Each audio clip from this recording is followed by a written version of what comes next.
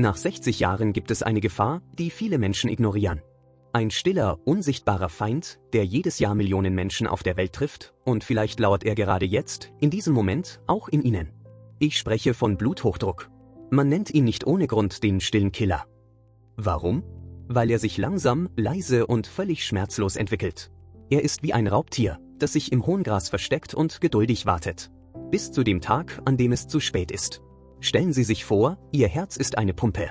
Es arbeitet unablässig, Tag und Nacht, 100.000 Mal am Tag. Doch wenn der Druck in Ihren Arterien zu hoch wird, verwandelt sich jeder einzelne Herzschlag von einem lebensspendenden Impuls in einen Rambock gegen Ihre eigenen Gefäßwände. Hören Sie genau zu, nach und nach werden die Gefäßwände beschädigt. Mikroskopisch kleine Risse entstehen. Die Gefäße verlieren ihre Elastizität, sie werden brüchig wie altes Gummi. Das Risiko eines Schlaganfalls oder eines massiven Herzinfarkts steigt nicht nur an, es explodiert förmlich. Und das absolut beunruhigendste daran ist, die Mehrheit der Betroffenen merkt rein gar nichts. Kein Schmerz, kein Schwindel, keine Warnlampe. Sie fühlen sich gesund, sie gehen spazieren, sie treffen Freunde. Bis zu dem Tag, an dem plötzlich alles kippt. Heute lebt fast jede zweite Person über 60 in Deutschland mit zu hohem Blutdruck, oft ohne es auch nur zu ahnen. Und in den meisten Fällen sind es nicht die Gene, sondern unsere täglichen, scheinbar harmlosen Gewohnheiten, die unsere Arterien zerstören. In diesem Video werden wir die nackte Wahrheit aufdecken. Wir entdecken gemeinsam die 3 häufigsten, tödlichen Fehler, die Ihre Arterien nach 60 verhärten lassen. Dinge, die Sie vielleicht jeden Tag tun, ohne die Gefahr zu kennen. Aber das ist noch nicht alles. Bleiben Sie unbedingt bis zum Schluss dabei, denn ich werde Ihnen auch einen speziellen Geheimtipp von führenden Kardiologen verraten, eine Methode, die Ihr Herz und Ihre Arterien schützen kann, einfacher als Sie denken. Teil 2, Call to Action und Einführung. Bevor wir tiefer in diese lebenswichtige Materie eintauchen, habe ich eine kleine Bitte an Sie. Nehmen Sie sich jetzt, genau in diesem Moment, eine Sekunde Zeit, um diesen Kanal Senior Gesund V zu abonnieren und diesem Video einen Daumen hoch zu geben. Warum ist das wichtig? Weil Sie damit nicht nur unsere Arbeit unterstützen, sondern auch dem YouTube-Algorithmus zeigen, dass Gesundheitsthemen für Senioren wichtig sind. So können wir noch mehr Menschen erreichen und vielleicht sogar Leben retten. Und lassen Sie uns direkt interagieren. Schreiben Sie uns jetzt in die Kommentare, wie alt sind Sie und aus welcher Stadt schauen Sie uns zu? Berlin, München, Hamburg oder vielleicht aus einem kleinen Dorf? Und noch etwas Wichtiges, schreiben Sie die Zahl 10 in die Kommentare, wenn Sie das Thema Bluthochdruck wichtig finden. Oder schreiben Sie 20, wenn Sie glauben, dass diese Tipps auch Ihren Freunden oder Ihrer Familie helfen könnten.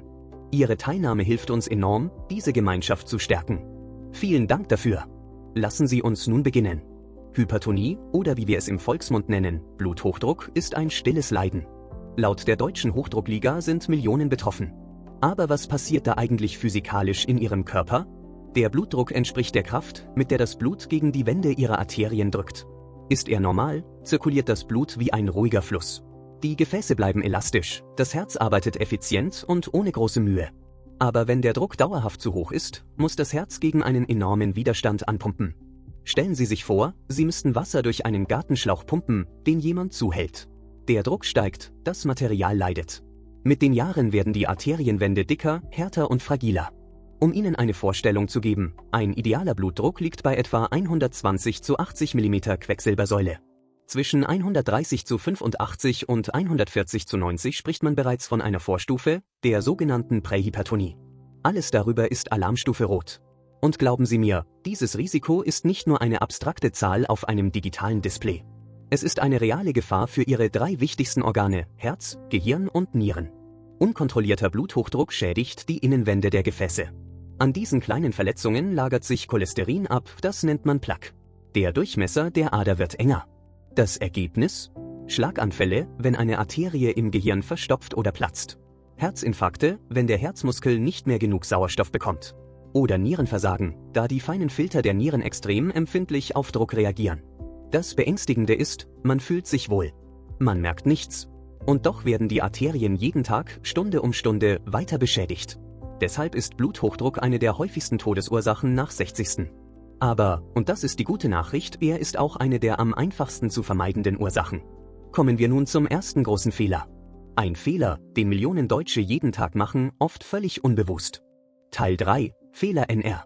1. Das weiße Gift, Salz. Fehler Nummer 1. Er steht wahrscheinlich gerade jetzt auf Ihrem Esstisch oder versteckt sich in Ihrem Kühlschrank. Es ist das Salz. klein, weiß, unscheinbar, aber eine tickende Zeitbombe für Ihre Arterien, besonders wenn Sie über 60 sind. Sie denken jetzt vielleicht, aber Brandon, ich salze mein Essen doch gar nicht so stark nach. Das ist ein häufiger Irrtum. Lassen Sie mich erklären, warum. Nach dem 60. Lebensjahr verändert sich unser Körper. Unsere Nieren arbeiten nicht mehr ganz so effizient wie mit 20. Sie haben mehr Schwierigkeiten, überschüssiges Natrium auszufiltern. Der Körper reagiert sensibler auf Salz. Ein Überschuss kann elastische, gesunde Gefäße in kurzer Zeit in starre Röhren verwandeln. Das wirkliche Problem ist nicht der Salzstreuer, den Sie beim Mittagessen benutzen. Nein, der Großteil des Natriums, das wir aufnehmen, schätzungsweise 75–80%, stammt aus industriell verarbeiteten Lebensmitteln. Es ist das versteckte Salz. Und es lauert dort, wo Sie es nie vermuten würden. Denken Sie an Ihr typisches deutsches Abendbrot. Wurstwaren, Schinken, Käse, Brot. Eine einzige Scheibe Kochschinken kann bereits ein Drittel der empfohlenen Tagesmenge an Salz enthalten. Ein Laugenbrötchen? Eine Salzbombe. Fertiggerichte, Tütensuppen, Konserven, sogar manche süßen Gebäcke enthalten Salz als Geschmacksverstärker. Was passiert physiologisch, wenn Sie zu viel Salz essen? Natrium hat die Eigenschaft, Wasser im Körper zu binden. Stellen Sie sich einen Schwamm vor. Je mehr Natrium in Ihrem Blut ist, desto mehr Wasser wird in die Blutgefäße gezogen. Das Blutvolumen steigt an. Und was passiert, wenn mehr Flüssigkeit durch das gleiche Rohrsystem gepresst werden muss? Richtig, der Druck steigt. Das Ergebnis: Mit der Zeit ermüdet das Herz, weil es gegen dieses Volumen ankämpfen muss. Kardiologen warnen eindringlich, mehr als 5 Gramm Salz am Tag, das entspricht etwa einem gestrichenen Teelöffel, erhöhen die Gefahren für Schlaganfall und Herzinsuffizienz erheblich. Doch die Realität in Deutschland sieht anders aus. Die meisten Männer konsumieren rund 10 Gramm, Frauen etwa 8 Gramm. Das ist das Doppelte der sicheren Dosis. Ein Stück gereifter Käse, so lecker er auch ist, reicht manchmal aus, um den Wert zu sprengen. Selbst wer nie aktiv nachsalzt, liegt oft drüber. Was können Sie tun? Sie müssen zum Detektiv werden. Erstens, lesen Sie die Etiketten. Schauen Sie auf den Salzgehalt pro 100 Gramm. Zweitens, achten Sie auf Begriffe wie Natrium. Drittens, kochen Sie so oft wie möglich selbst. Wenn Sie frische Kartoffeln statt Pommes frites essen, haben Sie die volle Kontrolle. Und hier ist mein persönlicher Tipp für Sie: Ersetzen Sie den Salzstreuer durch die Kraft der Natur. Frische Kräuter wie Petersilie, Schnittlauch, Liebstöckel oder Gewürze wie Kurkuma, Knoblauch und Pfeffer geben Ihrem Essen Geschmack, ohne den Blutdruck zu treiben. Auch ein Spritzer Zitronensaft kann Wunder wirken. Eine aktuelle Studie hat gezeigt, schon eine Reduktion um nur 2 Gramm Salz pro Tag kann den systolischen Blutdruck um 5 bis 7 mm Quecksilbersäule senken. Das klingt nach wenig, ist aber für Ihr Herz-Kreislauf-System eine gigantische Entlastung. Es kann den Unterschied ausmachen, ob Sie Tabletten nehmen müssen oder nicht. Aber Salz ist nicht der einzige Feind auf Ihrem Teller. Es gibt eine noch heimtückischere Gefahr, über die wir jetzt sprechen müssen. Fehler Nummer 2. Teil 4. Fehler NR. 2. Die süße Falle, Zucker. Kommen wir zum nächsten Kapitel. Über Salz wird viel gesprochen, fast jeder weiß Bescheid. Doch ein anderer Feind der Arterien wird oft sträflich vernachlässigt oder sogar vergessen: der Zucker. Unauffällig, süß, tröstlich, und doch wirkt er langsam und zerstörerisch, besonders nach 60. Entgegen der landläufigen Meinung betrifft Zucker nicht nur Ihr Gewicht oder das Diabetesrisiko. Er spielt eine direkte und brutale Rolle bei Bluthochdruck und der Versteifung Ihrer Gefäße. Lassen Sie uns den Mechanismus verstehen. Wenn Sie Lebensmittel mit sogenannten schnellen Zuckern zu sich nehmen, denken Sie an Limonaden, Kuchen, Weißbrot, aber auch viele Light-Produkte, dann schießt Ihr Blutzuckerspiegel in die Höhe. Ihre Bauchspeicheldrüse muss sofort Insulin produzieren, um diesen Zucker in die Zellen zu schaffen. Wenn dieser Mechanismus mehrmals täglich wiederholt wird, zum Frühstück Marmelade, zwischendurch ein Keks, mittags Nudeln, abends ein süßer Joghurt, dann erschöpft das den Körper.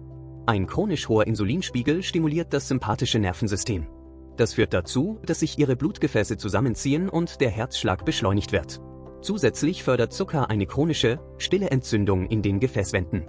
Diese Entzündung macht die Wände starr. Stellen Sie sich vor, Ihre Arterien sollten elastisch sein wie ein neuer Gummischlauch, aber durch den Zucker werden sie hart und unflexibel wie ein altes Eisenrohr. Das Blut kann nicht mehr sanft fließen, der Druck steigt unweigerlich. Das wirklich Heimtückische ist, Zucker versteckt sich noch besser als Salz. Ein einziger Becher Fruchtjoghurt aus dem Supermarkt kann bis zu 5 Würfelzucker enthalten. Eine fertige Tomatensauce für Ihre Pasta?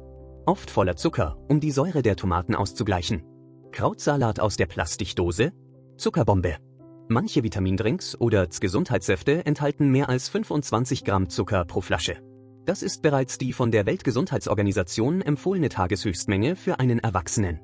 Wir wissen heute, dass versteckte Zucker in mehr als 70% aller verarbeiteten Supermarktprodukte stecken. Jede kleine Dosis addiert sich. Und irgendwann, oft erst nach Jahren, zahlen Ihre Arterien den Preis.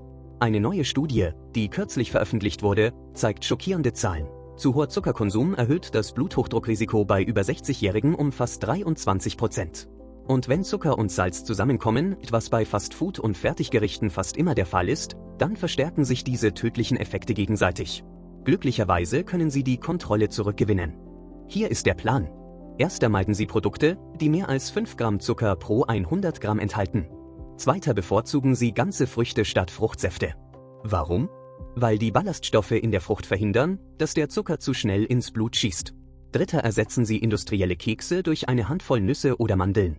Vierter kaufen Sie Naturjoghurt und süßen Sie ihn selbst mit etwas frischem Obst.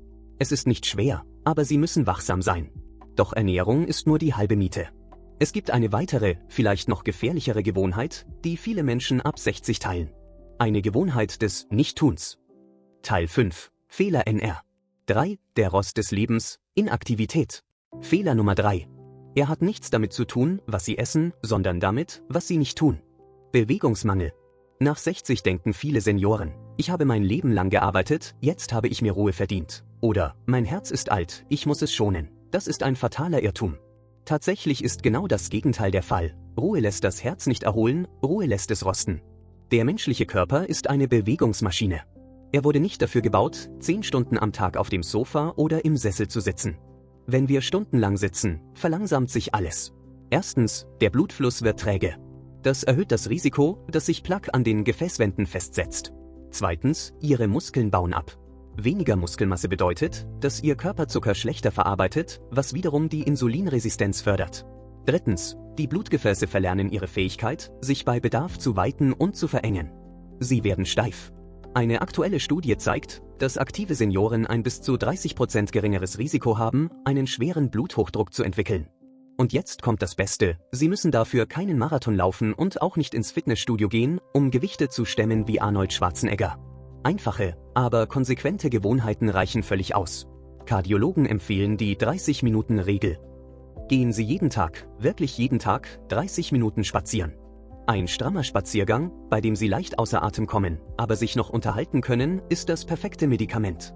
Es kostet nichts außer Ihrer Überwindung. Nutzen Sie Treppen statt den Fahrstuhl, zumindest für 1 oder 2 Stockwerke. Morgens im Bett, dehnen und strecken Sie sich, bevor Sie aufstehen. Bringen Sie den Kreislauf in Schwung. Gärtnern, Staubsaugen, Kochen im Stehen, all das zählt als Aktivität. Körperliche Aktivität wirkt im Körper wie ein natürlicher Beta-Blocker. Sie hält die Arterien flexibel, senkt Stresshormone und sorgt dafür, dass Ihr Gehirn optimal mit Sauerstoff versorgt wird. Wer Probleme mit der Mobilität hat oder Gelenkschmerzen hat, für den gibt es sanfte Alternativen, Sitzgymnastik. Heben Sie beim Fernsehen die Beine an, kreisen Sie mit den Füßen. Machen Sie tiefe Atemübungen. Jede Bewegung ist besser als keine Bewegung. Das Geheimnis heißt Regelmäßigkeit. 10 Minuten am Tag sind besser als einmal die Woche eine Stunde Sport und danach 6 Tage Pause. Denken Sie daran, wer rastet, der rostet. Und rostige Arterien platzen leichter. Teil 6. Die Warnzeichen und die Geschichte von Hans.